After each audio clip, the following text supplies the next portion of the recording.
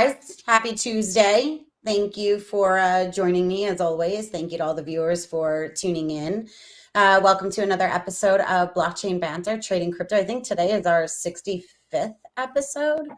It's wild every time I write that number, how long we've been doing this and how much I've learned from you guys.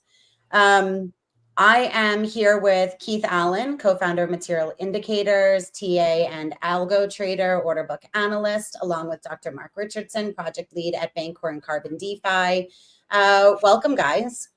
I don't know. I'm eager to hear what you guys, I'm eager to hear what you guys are seeing or, might have to say about what is going on in the market right now, because, we've been talking about it ranging, and this is pretty much the extent of what I'm seeing right now. A little bit up, a little bit down, and that's kind of that's as far as I go.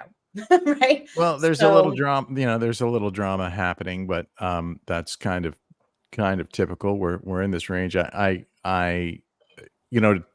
to try and make this more exciting, I was thinking of doing like how the stupid weather people will stand in the middle of the storm, when there's a hurricane to stand in a puddle. Change your background. It's right. This ranging chart right. now. I could give the storm background. We're hunkered down here in Florida, but this actually is this storm is pretty serious. So not a laughing matter. But you're yesterday, in a safe area though, or you'd be evacuated. Yeah, we're in a pretty good spot here in Miami. Right. It's coming to the west coast of the state and going to be well north of us. So we'll get some outer bands of rain. We'll have rains. We've had rains for a couple of days, and it's going to continue through the week here, it looks like. So, hopefully no tornadoes spinning out of it, and all things should be fine. We're supplied up just in case, because I've been through enough of these things to know that you gotta plan for the unexpected. Yeah. And that's about the same thing with crypto, right? With trading, is you need to plan right. for the Holy shit! Do you see how I did that? See, I just put those two things together. Smooth. It was smooth. I'm a trained professional. For me, I was watching the weekly close, and yesterday I did an analysis talking about the 21-week moving average versus the 20-week moving average, which I have been, or 21-day, whatever, the 21 moving average, whichever time frame. I've been utilizing that in crypto charts for several years, probably, I don't know, late 2017, early 2018, something like that. And it served me well. Different people have different things that they rely on, and I encourage you to do what works for you, right? But for me, I have confidence in that. And yesterday I did kind of a comparison between those two moving averages, and they're very, very close, obviously. But the reason that I like the 21 in crypto is because, and to clarify, the 20 moving average has been very common in TradFi since the beginning of time, or at least 21 weeks into the beginning of time, right? And so I think the 24/7, 365 nature of the crypto market versus TradFi is part of it, but also the fact that we have more volatility in crypto. I think the 21 smooths things out just a little bit more, and again, it has served me well. So on the weekly close, I was watching to see if we got a close above or below that 21-week moving average, and we closed literally just a hair below the 21-week moving average, and then after the close, Bitcoin climbed above it. So I guess I could show you this on the chart, and that would make more sense instead of looking at each other's beautiful faces here. I did share in the meantime, Keith. I think I found what you were talking about with your post. You're talking about to your personal account, right? Because I shared that where you're talking about it a little bit in the comments. So somebody can go and refer back to that as well. But still bring up your chart. We want to see what it is that you're referring to. But as another reference point, I shared that from your yesterday post. Okay, great. Thank you. So on the weekly time frame, you can see that the green line is the 21-week moving average, and we closed just below it, and then moved above it slightly, briefly. You see we have a wick up above that, and we fell back below. And so, here we are below it once again. We've not had enough strength up here. This is now 1, 2, 3. We're on our fourth week where we've wicked past that level, but not printed a full candle body above it to where it's sustainable. Even this one, which looked pretty good, had a wick below, and we saw the breakdown that followed. So we have a couple of levels of technical resistance in this range. The 21-week moving average, which is, let me switch on the metadata here and we can see the 21-week moving average, which right now is hovering around 62.7K. We go to the dailies, we have the 200, the 21-day moving average is also serving as resistance. You can see we just got a rejection off of it today. The 200-day moving average is just above that at about 63.5. And then above that, just shy of 65K, we have the 2021 mid-cycle top. And if we look at fire charts, we can see that we have liquidity that kind of matches that, those technical levels. We were rejected here at the 63.5, and we see ask liquidity laddered up to that 65K level where the 2021 top is. So this is really serving as strong technical resistance. But we also have, parallel to this, we have strong technical support.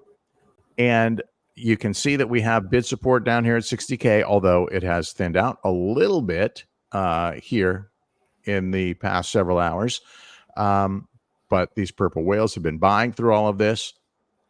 Now, what I want to show you here on the chart, on the technical side, is where that technical support is sitting, right? So right now we're pinned between technical resistance with these key moving averages and technical support, which is between the red 50 and the blue 100-day moving average. If we look at it on the weekly, and this is really kind of a time where you might want to zoom out, because let's face it, we're going to have this intraday chop and volatility or intra-week volatility. But if you're in this, if you're day trading or swing trading, then you can, and you got fast fingers and good risk management, you can play those trades. But you can see the range is compressing. And until something breaks above or below, then we're going to continue to range here. So if things do break down, I would look first to this 50-week moving average. You see this double bottom here below it. The double bottom shows up better on the day chart. You can see it a little more clearly here. And so what I like about this double bottom, and these yellow arrows here are back from, you remember back in August when we talked about the death crosses. We had all this series of death crosses, and now we're looking at golden crosses, which are just the opposite of death crosses. And you can see that the 21-day has golden crossed, if you will, the red 50, the blue 100, and now they're on pace, or at least coming close to a potential golden cross here soon. We need to see some more upside to get red back on that trajectory up. It's actually leveling off here a bit. But if we could get this to cross, and we can see that the green 21 and the purple 200 are also on a trajectory for a cross relatively soon, those would be bullish indicators, especially coming off of the double bottom. And if you remember back to that analysis we did in back in August, we talked about finding these double bottom support areas after a series of death crosses like we had in August, and we have history of where those had played out. And so I like the structure. I like the fundamental strength of Bitcoin. Yesterday was still another. Wrong chart. Yesterday was still a net positive and a robustly positive day for ETF inflows. dead slack 0 for ETH. I was just going to ask that. Are we seeing any life here? What was this chart called that we had seen? It was the what was that? Oh God, I forget. Remember the chart that I had shared the one day, and it was like the something death to something chart. I don't remember what it was called, but it was the ETH ETF. Was the heartbeat flat chart, that one? Yes. something something like that, right? The dead heartbeat, right. Right. Yeah, so nothing here yet. This is as dead as it gets, but I guess no flow is better than outflow. Right. Okay. Right. So for whatever that's worth. And they did have some modest inflows the day before. And even the outflows have been tapering a bit from Grayscale. I'm so not even sure that no flow is better than outflow, by the way. Like it just shows that it's a dead, like it's a product, right? Like the ETF is a product. And the fact that no one's using it suggests that there's no interest in it. Like, but obviously you prefer. But wouldn't no flow suggest holding? Well, I mean, like in a way. I view these as a long-term play. I don't trade them. I don't trade these instruments, but I'm under the assumption that most people that are investing in these crypto-related ETFs are in it for a longer game than. Let me put it another way.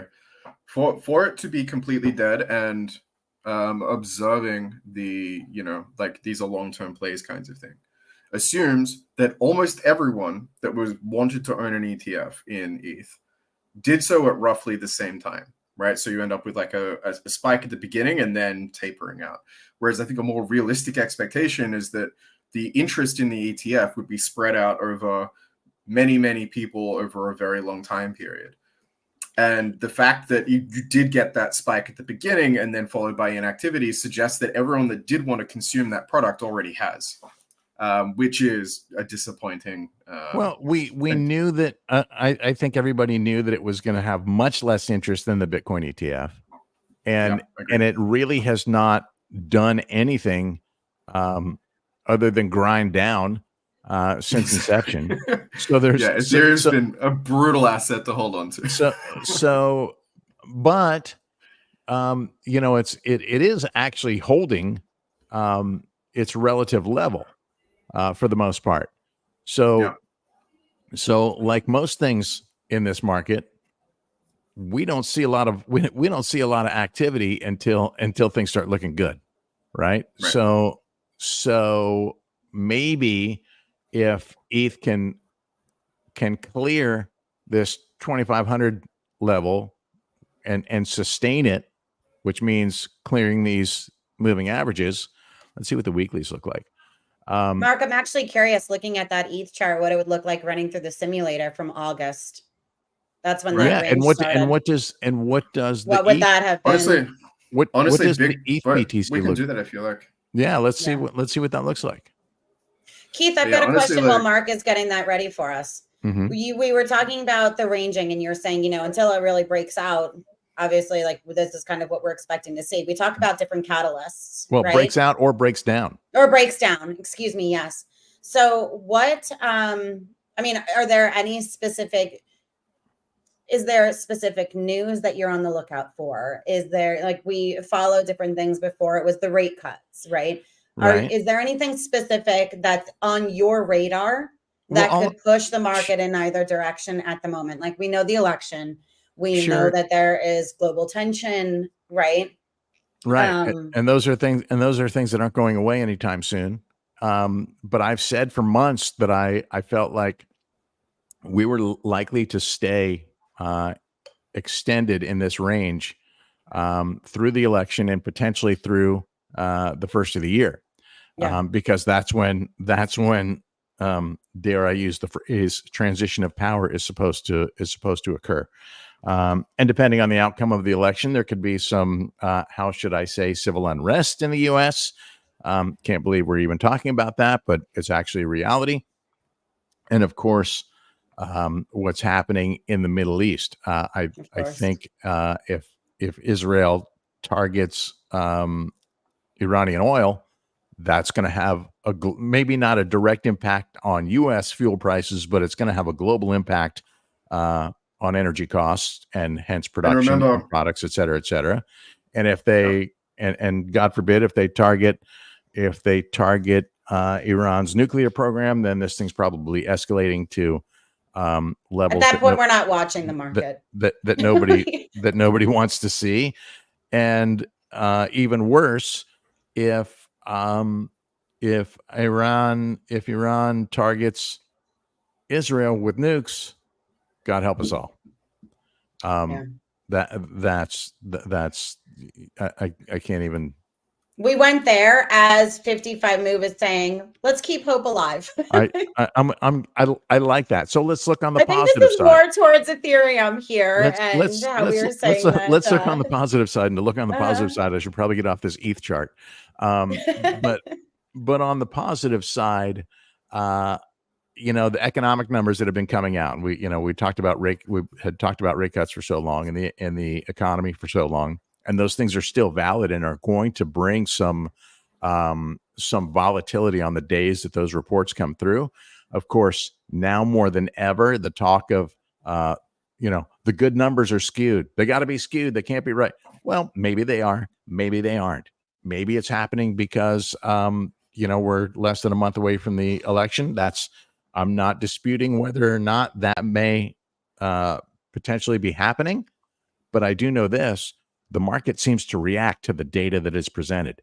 So expect that to continue until further notice. So you could speculate about all of these things. I saw a chart somebody posted yesterday in our Telegram group that marked a Middle Eastern black swan event and the level that it was going to. My experience with black swans, and I've seen a couple of them, is that the black swans are not the event that you expect to happen. Black swan, by definition, is pretty much something you didn't see coming. So while all of those events could be catalysts for volatility in whichever direction, if you know what's coming, it's not really a black swan. When you think about it, though, we consider COVID a black swan, right? Yeah, we didn't see it coming. Events leading up to COVID, in hindsight, could we maybe have seen that coming? Possibly. I mean, it was obviously when it first started to when it first landed on U.S. soil, became something to watch, and then it became a bigger something to watch, and then it became a real concern. So I guess those were the stages, but the knowing to what extent that was another thing was what crashed the market. The fact that there was a virus, or the way that it was handled, or any of the above, I don't know. Shutting everything down pretty much, right? I mean, everything's out of commission at that point. Right. So it was a lot of uncertainty. And I think, uncertainty. Maybe that's the thing. People want to de-risk in periods of uncertainty. We're looking at a second catastrophic storm bearing down on the U.S. and how is that going to be dealt with? That's a big deal. The election is a big deal. We know there's going to be fallout after the election. I mean, it's a given. So and between you and I, and between you and I, Jen, we live in two of the most whacked out states in the country. So, no telling how this all settles, but this is why I look at these technical levels, because whatever we want to speculate about, whether it's geopolitical, whether it's domestic, whether it's economic, the charts don't lie, right? We can look at these levels and know that if ETH can climb back above the, climb back above the this 0.5 fib and get back into the golden pocket, which means it's getting above these moving averages, then we have a chance to grind our way back up and start looking at positive inflows on ETFs and talking about all-time highs. And likewise, if it breaks down, we got to be talking about lows. Same thing goes for Bitcoin. If things break down, then we have those levels to watch. We know what we're looking at, right? If we break down from these moving averages, then chances are we're going to go retest this double bottom support for a potential triple bottom. And if we lose that, then we're going to the trend line. And if we lose that, Mark is going to have a huge fucking party. He's gonna have a big "I told you so." Right. That's gonna be the banner at his party. Is what that's gonna be. He's not even gonna be humble about it either. We both know characterize me. No. Like I'm not gonna be having a party. I'm gonna be commiserating with everyone else because despite all of my bearishness, I'm almost always have a bullish position on all of these things. But I do think that like I'm not going to get any satisfaction out of it. I just hope that some people made better decisions if it comes around. That's all. Well, and the same goes for the upside, right? We have to clear all of these level by level. We have to clear these levels before we can get back into an all-time high discussion. And if we're looking for silver linings, it's these potential golden crosses if they play out, and this is our, look how many lower highs we had, right? This was our all-time high. We had lower high, we had lower high, lower high, lower high, and lower lows that went with those. And, so we had this wick down sub 50K, and now we have a higher low.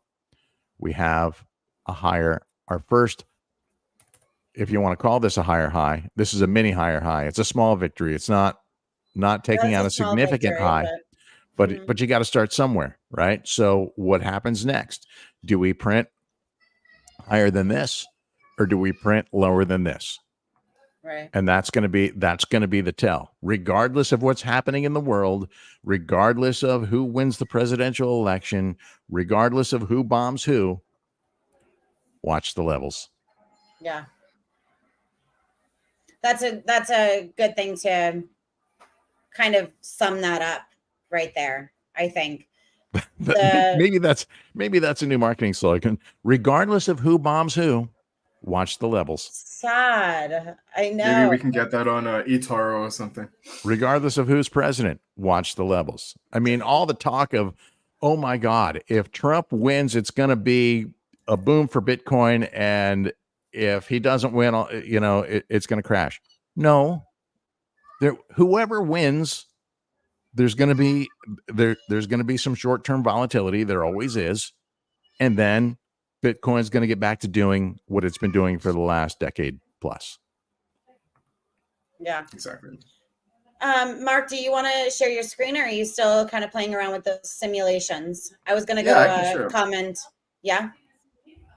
Yeah, well, go to a comment first. I'm just setting up. No, I don't know if XBT just did this, or if this was when we were actually looking at the ETFs. I might have missed it then, but saying maybe worth looking at the sellers as well as the buyers. Well, those would be outflow days for sure, right? And so we don't have many of those, do we?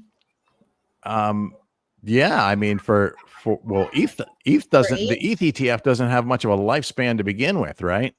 In my head, I was looking at ETH. I mean, I was thinking ETH automatically. Yeah, we're probably talking about Bitcoin here, though. Okay, so yeah, well, with XBT, we're definitely talking about Bitcoin. So let's go back to that, and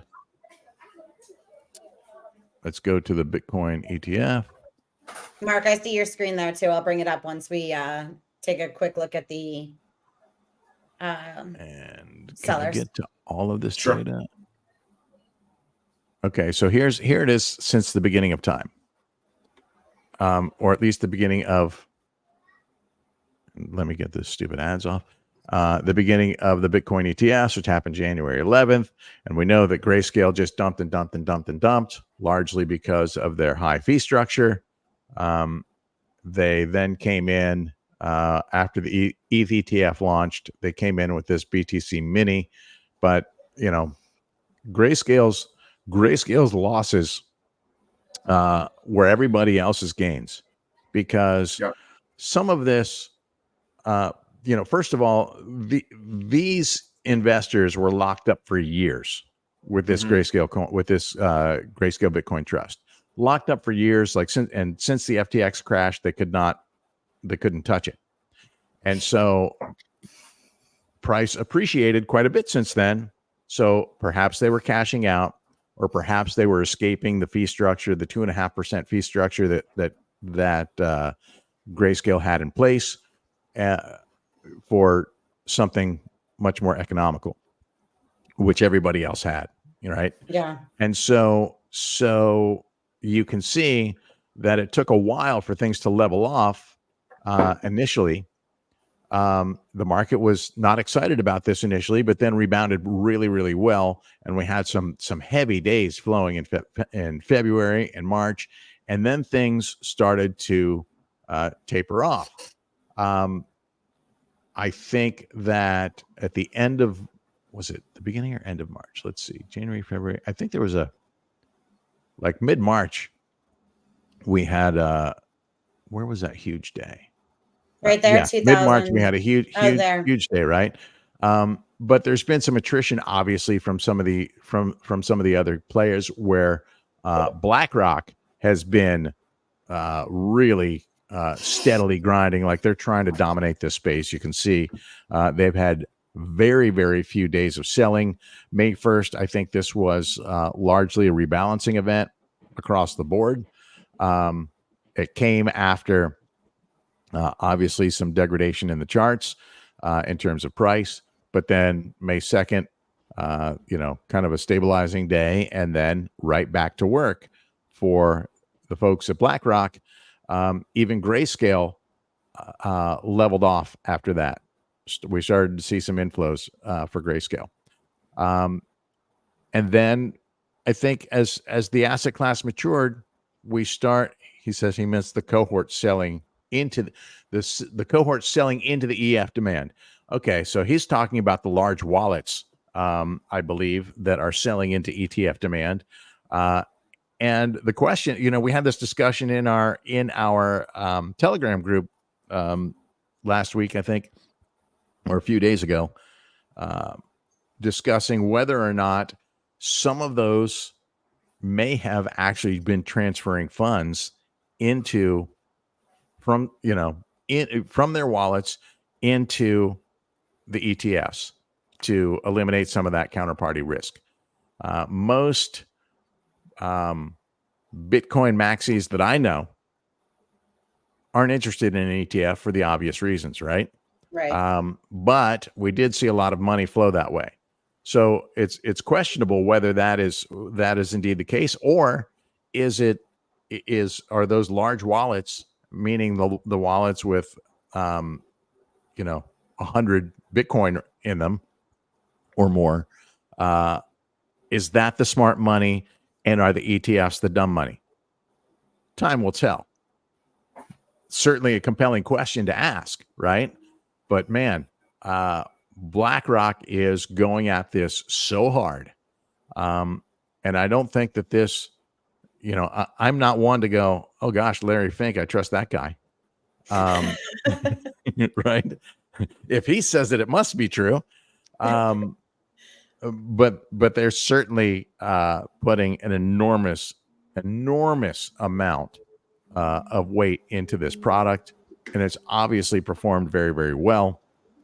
And in terms of, I know this isn't what XBT was talking about, but in terms of selling, again, on days when some of the smaller entities are selling, BlackRock is still buying, which shows you what their commitment is to this.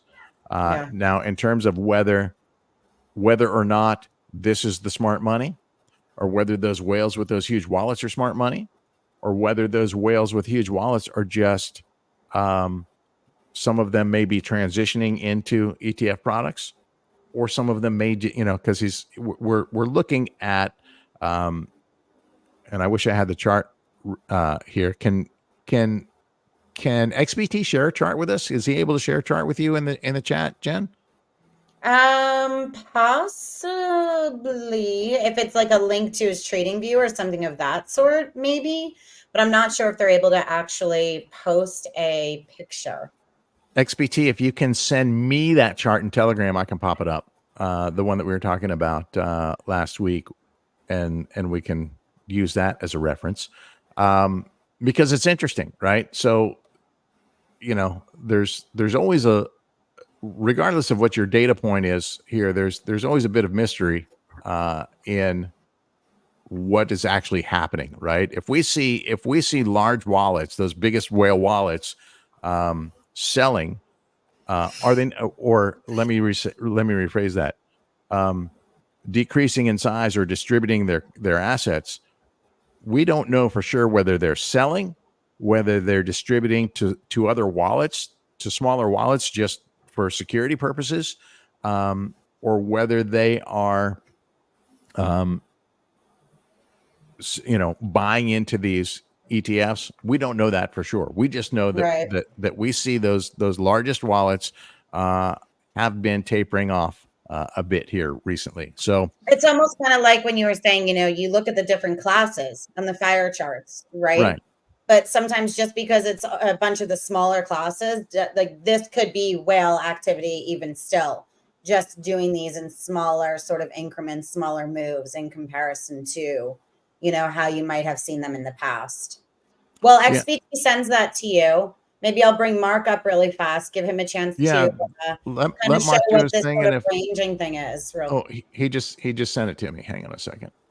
okay. If you want to stay on this topic Yeah, here. yeah. Let's stick to this one. We'll take a look at what XBT was saying. And then Mark, I'm going to bring up your simulation. Sure. I'm curious too, Mark, because Bitcoin, it's been a minute since we've been talking about these ranging. Did you just run one for ETH, or did you run one for Bitcoin as well? I did both of those, and I've also got one for Bitcoin An exotic versus ETH. pair? Oh, okay. I Nice. I can do an exotic pair if you like, but I feel like these are the ones that we were discussing. Yeah. let's see if I can share this right and share the right thing with you. Let's see. Also, right after 55 Moose said, let's keep hope alive, he mentioned that his bigger concern than the U.S. election is solar flares.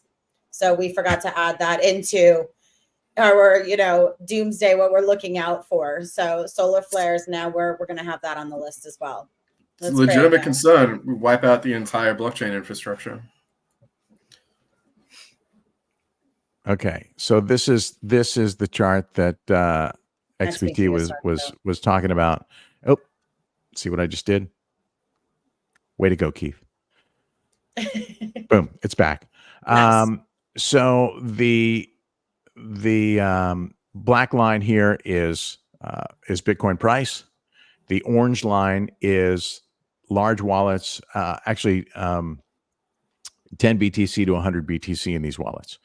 And so you can see that they have been distributing actually for quite some time since this whole rally began.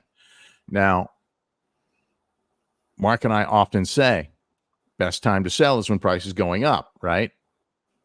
So this could be something like that happening. But you could see there were spikes where they began to accumulate again into those large wallets here more recently, and then distributed, and now we're back to some subtle accumulation here as well. What we don't know, like I said, is whether this is actual buying and selling, or they're just moving coin around. It looks like a distribution to me. Very, very well may be. I mean, if you look at the history here, and it's not necessarily perfectly timed, right? If you look at the history here, you see back in 2020, through the 2021 bull market, they distributed all the way, but really, there were periods, like consolidation periods, where they were accumulating here in the consolidation, and then continued to accumulate for quite some time. But look at the point that they started to distribute. This is down here at the 30K range. So they bought between 20 and 30K, and they've been selling ever since. Right. That is really a classic distribution picture, but we don't know, like I said, this isn't like we're looking at the order book and we know that we're selling. And Right. the difference is, if we do look at the order book and we look over time, we do see that whales have been buying. So, and I'll take out the smaller classes so we can focus on the big ones. There has been some accumulation. Yes, they sell dips. I mean, they sell rips and buy dips. There is some trading going on in there as well, but largely they have been accumulating. So this is a bit of a divergence between what we're seeing here in the order book and order flow versus what seeing with the ETFs. what Sean's been showing us. And with that, I'll let Mark show us what he's got. But it's it's an interesting chart and a very compelling story, I think. Chart. For sure. XBT, thank you for sharing that with us, by the way, and allowing us to share it with everyone else as well.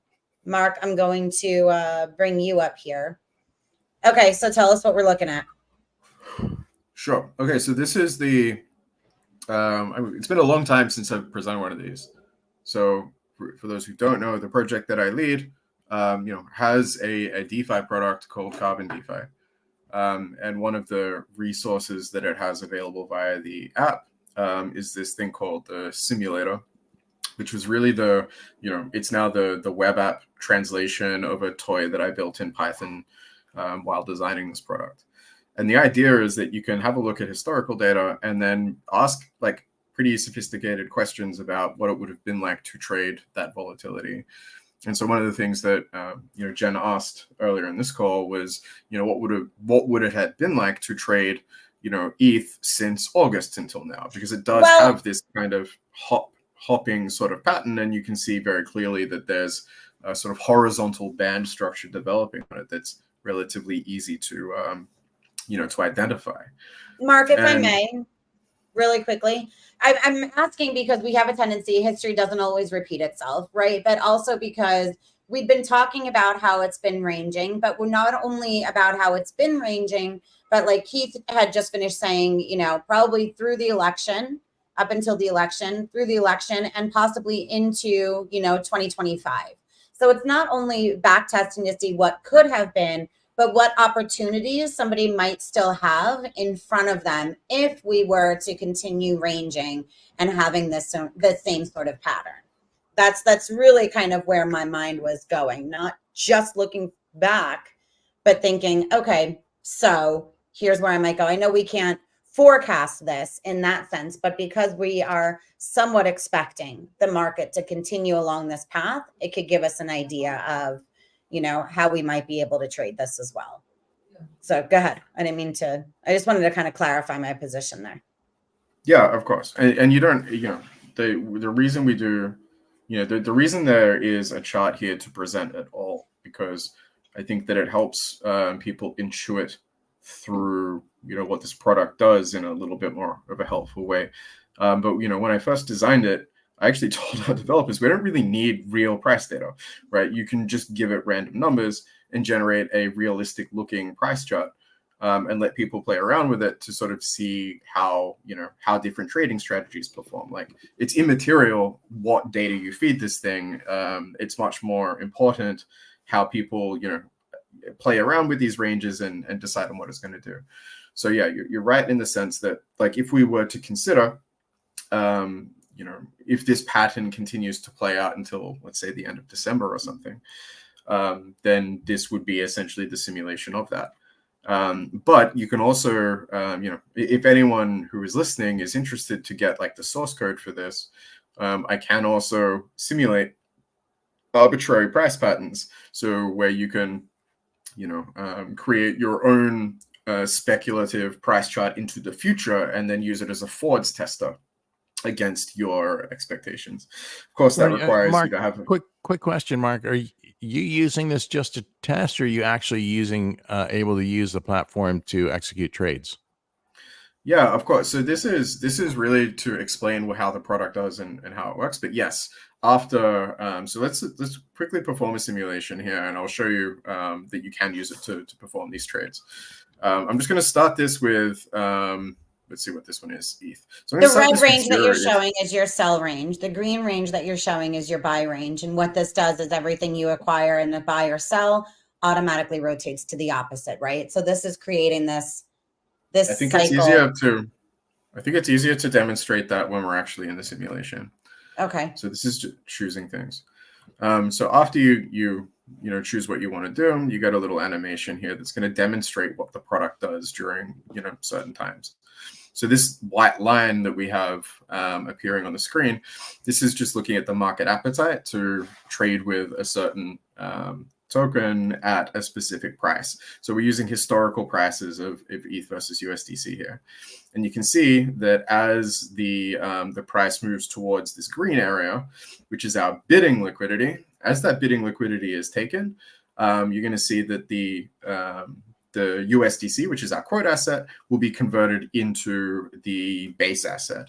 So if we just move the simulation forwards a little bit in time here, oops, just once, right? And so you can see here the bidding liquidity is being taken, and that's causing this red band to start to fill up with and so the idea here is that as long as you're always bidding low and asking high, the traverse this range, the more profitable. Mark, we're starting to lose you a little bit. And so what Keith, is it just allowing you me to or is ask he cutting more out now? sophisticated questions, which is rather than just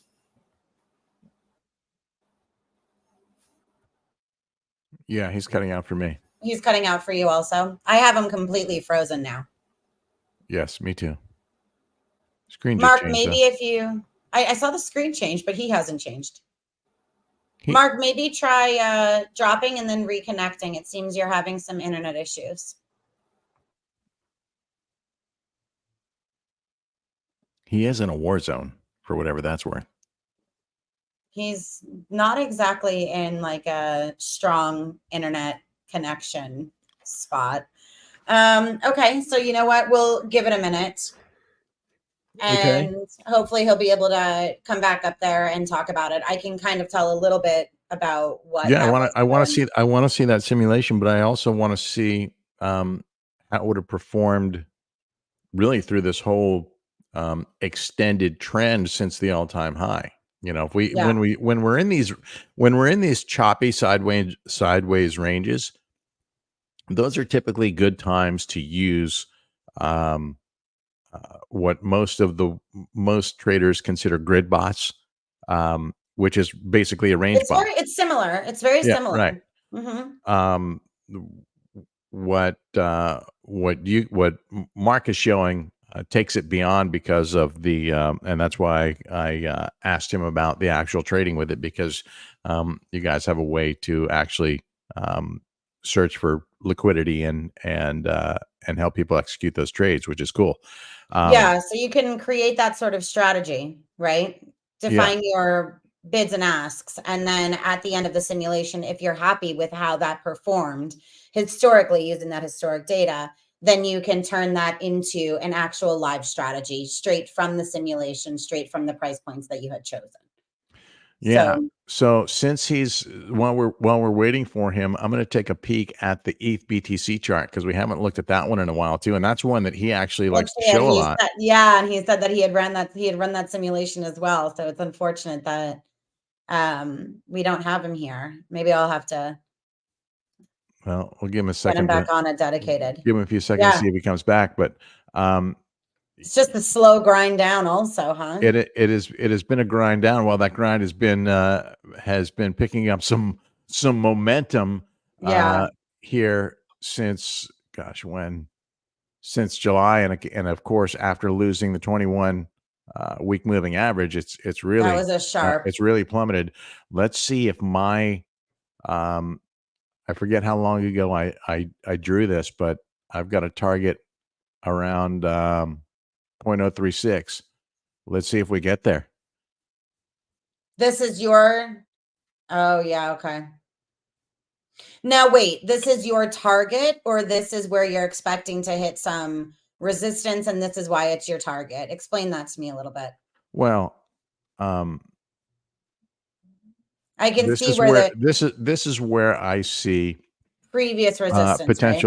potential technical support. It's kind of a prior RS flip zone, meaning resistance support flip zone. You see where it acted as strong resistance, and then it became strong support, and then it, we broke down from there. It acted as resistance again and again and again, resistance again and again, and once we broke it, we had the move up. So I mean, we're pretty close, but if price moves down to this level, if price moves below this level, then it really gets ugly. If this isn't ugly enough, then it only gets worse from here. Let's see what the monthly looks like. I can also try to pull up the chart that, or like the simulation. At least we could try to run our own if we wanted to, if we don't get marked back here too. All right. Well, you could run it. I'm happy you to could see go that. to Carbon, you go to app.carbondefi.xyz. You can choose your own ranges and run it too. All right. Do We you don't have really to want to see? demonstrate Do you it. We really could want to try see? it. Do you want to see me fumble through that here online, or do you want to show the There's simulation of me fumbling through it online? No, I mean, as somebody who's never used it, right? This might be a good time to just kind of like, you're curious how this would have played out. If you want to, if you're like really uncomfortable, we won't, but it could just be a fun exercise. I'm somebody who's already very familiar with this, right? I don't know if our viewers are familiar with what Carbon DeFi is or what the simulator is, or if they have as much knowledge on the product as you do. I'm willing to be your guinea pig. Okay. I like guinea pigs, by the way. So if any of the viewers want to ever be my guinea pig and run through a simulation with me and give me feedback and tell me what your thoughts are, I mean, I'm all over it. Okay, so you can just exit. App up on the top right. Yeah, I checked this out a long time ago. Limited access in my location. I understand. Okay, simulate up on the top left next to Explorer. Fourth tab, up.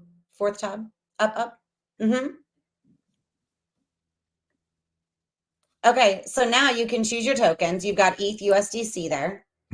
We've got the recurring, which is that buy low, sell high sort of cycle, right? Now you could just drag your ranges and adjust like the actual range themselves. Okay, so this came in as a preset.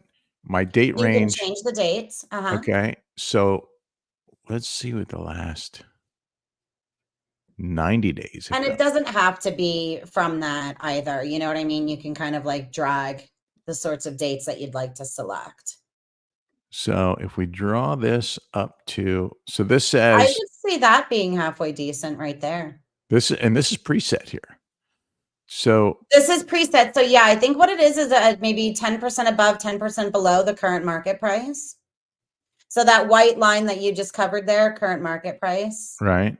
So I think the preset comes 10 above, 10 below. I could be mistaken. I think it says it there when you, like before you start moving them around. Oh, this is cool. So now, and on the right, do you see where the prices are highlighted there? Yes. You don't have to keep that sort of, I mean, I'm going to call it like a depth or a width or something, right? But that sort of range. Okay, so if I wanted to adjust that range, how do I do that? On the right, do you see where the numbers are highlighted, the actual prices? Oh, I can just drag them like this? Oh, nice. Yeah. So you don't want to buy as low as, what do you have it on right now? 2,000, 2,100, something like that. You can drag that up as well. So you can start buying where you're at and then not as deep as it's showing here. Or the other one up too. I would drag the other one up. No, I mean, it's your experiment.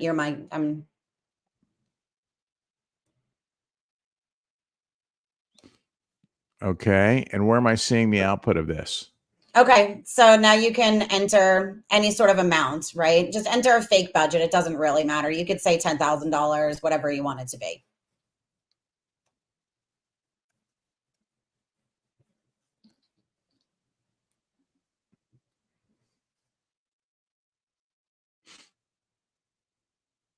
Okay, so you gained in the last 90 days $300. You're up 3%. If you go back, and you can go back to the simulate strategy right underneath that MOI there. Right here. Yep. Do me a favor, drag your red down a little bit.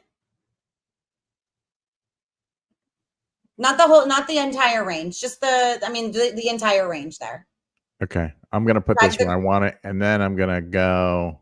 And drag the green up a little bit, because see how you're buying into the depths of nothing there, right? Unless you think that ETH is going to be going that low and you want to prepare yourself.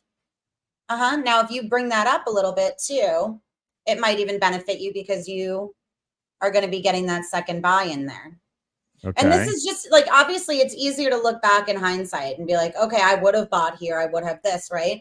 But for anybody who's sitting there doing this sort of technical analysis, these are sorts of price points that you're looking at anyway, you know? So now with the change that you just made, now you're up 13% or almost versus that 3. That's a much better deal. So now what were the dates of that? That was the last 90 days. It's there too. Yeah. July 11th. Okay. So what is buy and hold since July 11th? So this is on top, really fast, Keith. That 13% that you're showing is on top of the HODL. Okay. Right. Right. So it's not like if I'm recycling my money. You're recycling your money. So if you held, say you're up 10% from hodling, that 13 that you're showing is on top of that 10. Well, let's see. I'm in monthlies. Let's go to. And it's just kind of neat to see, because you can see exactly how much is being bought and sold, at what times. And then you can adjust that accordingly. So if you say, you know what, these are this is that resistance, this is that, what's the word? Well, my HODL sucks. Support. My HODL sucks on that, but I've mitigated half of that, or close to it, a little more than half of that, by printing more ETH. And that's essentially what we've done, right? We printed more ETH through that time period. Yeah, it'll tell you exactly what your gains would have been if it was in ETH or if it was in USDC at the end of that simulation. It'll show you what your holdings are. Okay. So if we go back to simulate, start simulation there. We'll just run that all over again. So it tells you what they are estimated in USDC. And then you see, okay, at the bottom right, see how it's the green? So your holdings right now, you are in USDC. The last move that you made was sold. You can see where it goes I'm not currently holding any ETH, and I'm okay with that because I just made 13% instead of would have been a 21% loss. Well, and now if the market goes into your buy range, you've already got this buy order pre-funded with that USDC that you got from previously selling. Okay, let's try this. And just as easily as you can go in and adjust this here in terms of the prices, you can do this on the actual app. Like this is on the app, but when you have a live strategy as well. So you don't have to cancel anything out and withdraw anything and recreate. All you're doing is going in and adjusting the prices the same way that you are now. Okay, so now I'm way down here for some reason. You are way down there. Oh, maybe because what do we do? Change it to WBTC. Okay. Yes. So you're right now. Yeah, there you go. And I know we're at the top of the hour. If you all right, okay, let's just look at this one real quick, and then we'll call it. At least we're playing with new toys. This is true.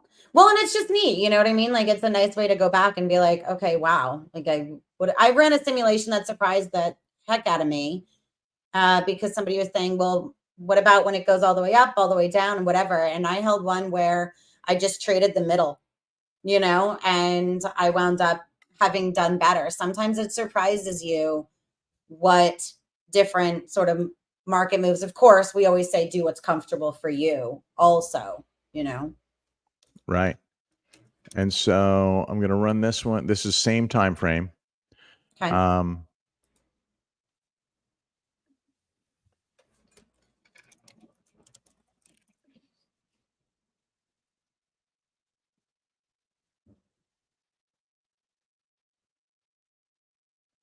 So on top of HODL, it Yeah, would have been because what we just 7.83%. hit my target and sold everything yesterday based on this. So, because we came up here. You sold first, you bought, sold, bought again, sold again, bought again, sold again. So you completed this cycle, what, 2-3 times? And that was just hands off in the last 3 months. You just automated that. This is just automated. Right. So that's pretty much setting it and walking away and not dealing with any adjustments. Obviously my targets here, I missed out on some stuff up here. I could obviously, I guess the way to do this is you play with it. You try and optimize your output, and then that's what you execute in a trade. You also, it's really very easy. The same way you go back and you adjusted your prices. If you're watching the charts and all of a sudden you have an indicator, you know what I mean? Like you get one of your signals on material indicators, right?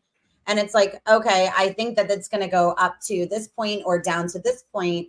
You're just going in and adjusting that price. You're not promised or obligated to this if you want to go in and edit it at all. It's really so you can edit on the fly without screwing up the strategy. Absolutely. Yeah, for sure. And that's cool. The move that you're making. You're just editing. That's very cool. Yeah. Well, thank you for being my guinea pig. I know it wasn't the way that Mark was probably hoping to do this, but it was a fun way, for us to be able to do it and kind of actually talk about it a little bit. I did put the site down there at the bottom. If anybody has any questions, of course, you can always reach out to me. Well, this is very cool. I remember playing with this a long time ago when we first started doing these, and this is a reminder that I should probably do more. It's just a neat sort of way, and it does use that real historic data, like Mark had said. I'm also putting material indicators site in here as well for any of our viewers who aren't familiar, who haven't yet checked out either of these things. Definitely recommend both. And of course, giving everybody a follow on X and seeing Keith. I told you earlier, I posted your video, right? Cool. Your analysis from a couple days ago. So I always recommend giving you a follow there as well. Thank you. I appreciate it. Of course. Hey, stay safe to everybody, in the Southeast. And we talk about global, everybody across the world, just sending good vibes. Hunker down. Stay safe. We'll definitely see you next Tuesday. And thank you to all of our viewers. That was some Jersey that came out. Viewers for tuning in. We'll see you next week. All right. Have a good weekend or week. Thanks, guys. What day is it? It's Tuesday. So we got a lot of week ahead of us still, right? And still early enough for another coffee. Well, it's a mess. Like, they canceled school tomorrow because of the storm, and now the storm's taking an extra day to get here. So now they're going to cancel Thursday too. It's like I don't know what day it is. All I know is I have. If your kids don't have school, it always feels like a Saturday or Sunday. It's bound to throw you off. Right. So it is. It will. Yeah. We're all good though. we're safe. I think we're in a good spot, and we got supplies just in case we're not. Good. All right. Well, sending good vibes and well wishes and, everything else to you and the whole area. Thanks. Of course, we'll see everybody next Tuesday. Right. And hopefully Mark is safe because he disappeared. This happened 2 weeks in a row. So hopefully it's nothing more than an internet connection. Hopefully everybody in harm's way, all the innocent folks in harm's way, can find shelter and be safe. It's a scary time in the world. Thanks, Keith. Definitely appreciate it. We'll talk to you soon. All right. Talk to you later. Have a good one. See ya. Bye-bye. You too. Thanks. Bye.